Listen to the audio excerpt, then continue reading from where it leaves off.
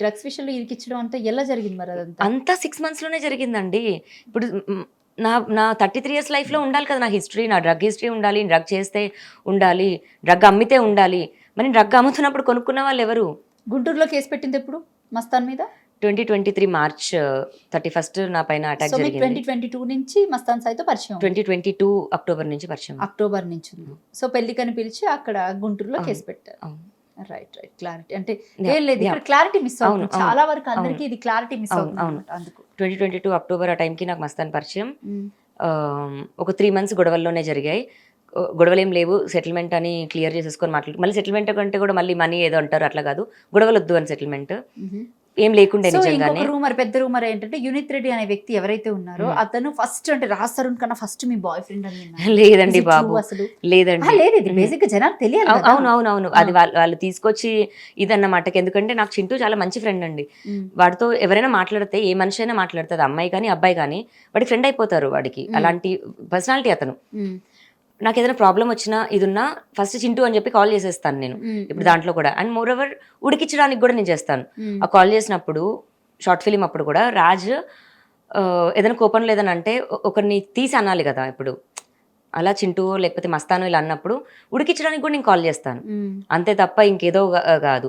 మరి వీళ్ళిద్దరైనా ఉంది ప్రపంచంలో మగ అంటే ఆ కాల్ రికార్డింగ్స్ మరి చింటూతో కూడా నేను గోడ దూకొస్తాను ఇట్లాగా సమ్ కాల్ రికార్డింగ్స్ ఉన్నాయి, చాలా వల్గర్ గా ఉన్నాయి. వాటి గురించి జైల్లో నేను ప్రిజన్ లో ఉన్నప్పుడు నేను ఉండలేకపోతున్నాను తీసుకెళ్ళిపోండి అని ఏడుస్తుంటే తాడేసేనా దూకెచ్చేస్తావా అన్నవి ఉన్నది ఏదైతే ఉందో, నేనది మస్తాన్ లోపల ఉన్నప్పుడు గోడ దూకలేవా అన్నాను. డజన్ మీన్ ఇంకేదో కాదండి బాబు. ప్రిజన్లో పెట్టారు కదా. అది నిజంగా ఎవరైనా పారిపోమంటారని జైలు నేను ఉండొచ్చాను. నాకు తెలీదా జైలు ఎలా ఉంటుందో, దూకేయగలరా, ఎంత పెద్ద గోడలు ఉంటాయి. జస్ట్ ఒక నేను నవ్వుతూ కూడా అంటాను నేను అక్కడ. అండ్ నన్ను అనుకుంటున్నారు అందరూ అని. ఇప్పుడు నేను పంపించానంటారు. నాకు ఏంటండి ఏం ఏసీపీలు ఏం పోలీస్ ఇది, ఏమీ లేని ఒక సామాన్యురాలండి నేను. అన్నీ ఉంటే నేను ఎందుకు జైలుకి వెళ్తాను? రైట్. సో ఇక్కడ ఆడియన్స్ కూడా ఒకటి బాగా ఆలోచించాలని వ్యూవర్షిప్స్కి అయితే నేను బాగా చెప్తున్నాను. ఎవరైతే ఈ ఇంటర్వ్యూ చూస్తారో వాళ్ళందరికీ, ఒక ఆడపిల్ల ఇంత ధైర్యంగా వచ్చి ఒకరి గురించి మాట్లాడుతుంది అంటే తన వెనకాల ఇంకేదో ఉంది, ఇంకెవరో సపోర్ట్ చేస్తున్నారని అనుకోవచ్చు కదా. ఎందుకంటే తను ఆల్రెడీ జైలుకి వెళ్ళి వచ్చింది. తను ఆల్రెడీ జైల్లో గడిపి కొన్ని రోజులు జీవితాన్ని గడిపి బయటకు వచ్చింది. సో ఎంతో కొంత అంటే పోలీసులు కూడా తన మీద ఒక కన్నేసి పెడతారు కదా. అవును. తను ఏం మాట్లాడినా ఏం చేసినా కూడా పోలీసులు కూడా తన మీద ఒక కన్నేసి పెడతారు. అలాంటప్పుడు తను అంటే ఇంత కాన్ఫిడెంట్గా ఉంది అంటే తను నిజంగానే తప్పు చేస్తే వెళ్ళి అంటే ఈ పాటికి జైల్లో వేయాలి. లేదు ఇన్ని రోజులు ఇంకా బయట సర్వే అవుతుందంటే దాని అర్థం ఏంటి అక్కడ? మనం కూడా ఒకసారి ఆలోచించాలి ఈ విషయాన్ని. నాకు అంటే ఈ శేఖర్ భాష విషయంలో కానివ్వండి, లేకపోతే యునిత్ రెడ్డి విషయంలో కానివ్వండి, మస్తాన్ సాయి విషయానికి సంబంధించి ఏవైతే ఈ కాల్ రికార్డింగ్స్ వచ్చాయో నాట్ అన్ ఈజీ థింగ్ కదా. ఎందుకంటే తన మీద ఒక కన్ను ఉండే ఉంటుంది ఆల్రెడీ. అండ్ అవన్నీ 1.5 year ఎగో నా కేసు గురించి అని మాట్లాడిన కాల్స్ అండి. ఇప్పుడు అవి బయటకు వస్తున్నాయి. అవి ఆ కేసుకి యూజ్ చేశారు అవి కాల్స్. ఏంటి శేఖర్ భాష కాల్స్ ఒకసారి వినండి. ఇది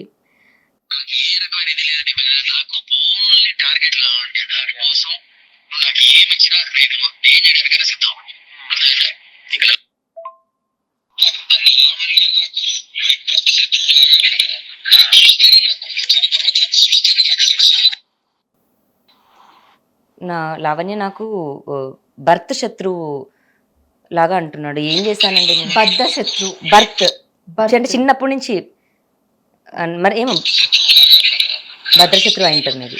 బద్ధ శత్రు అంటే people use to that word like బద్ధ శత్రువు. భర్త శత్రువు అంటే డజంట్ మీన్ లైక్ భద్రశత్రువు అయి ఉంటుంది. చంపేసేది ఏంటండి? చంపేసి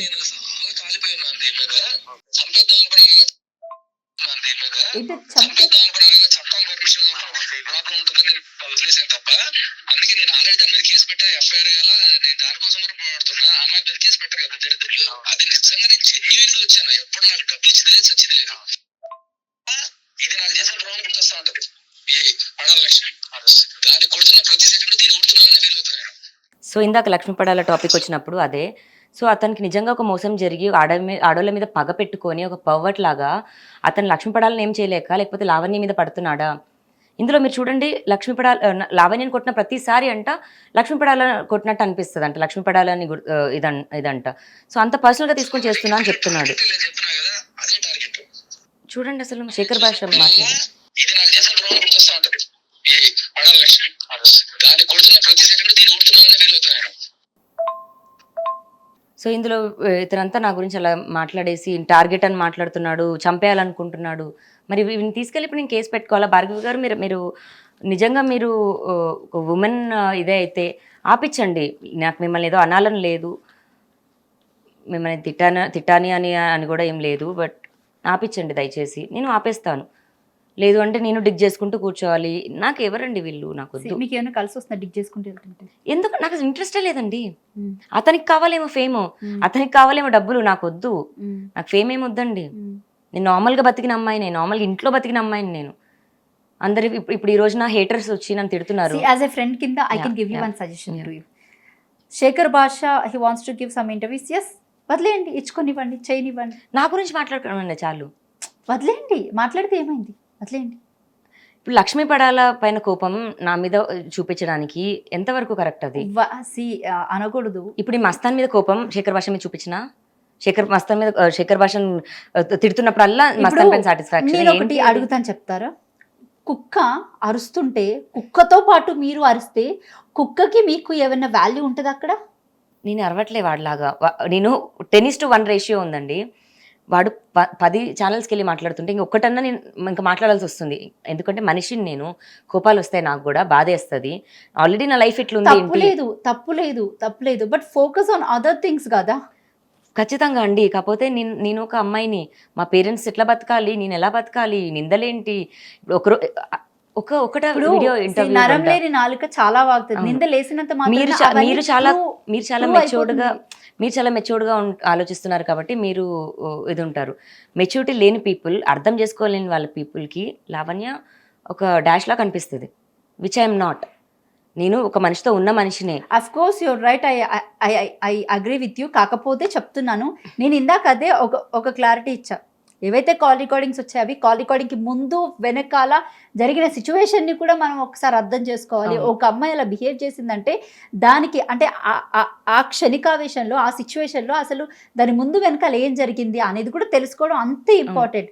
ఇప్పుడు ఇది బజార్కి వచ్చేసింది, నడి రోడ్ మీద పడిపోయింది కదా అని ఏది పడితే అది వాగడానికి కూడా కరెక్ట్ లేదు. ఎందుకంటే వీళ్ళెవరూ మీకు తెచ్చి ₹1 ఇవ్వట్లేదు, వీళ్ళెవరూ మిమ్మల్ని పెంచి పోషించట్లేదు, వీళ్ళు ఎవరూ మీతో డైలీ ఉండట్లేదు.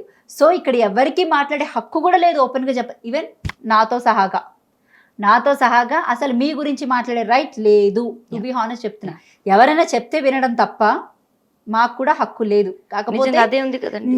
నేను ఈ ఇంటర్వ్యూ త్రూ చెప్పదలుచుకుంది ఏంటంటే, సమాజం అంతా వెలేసినట్టు, లేకపోతే ఏదో జరిగిపోయినట్టు ఒక అమ్మాయిని, అసలు ఇట్లాంటి అమ్మాయి సమాజంలో తిరగకూడదు, సమాజంలో ఉండకూడదు అనుకునే వాళ్ళకి మాత్రమే ఈ ఇంటర్వ్యూ ఒక సమాధానం అనేది నా ఉద్దేశం.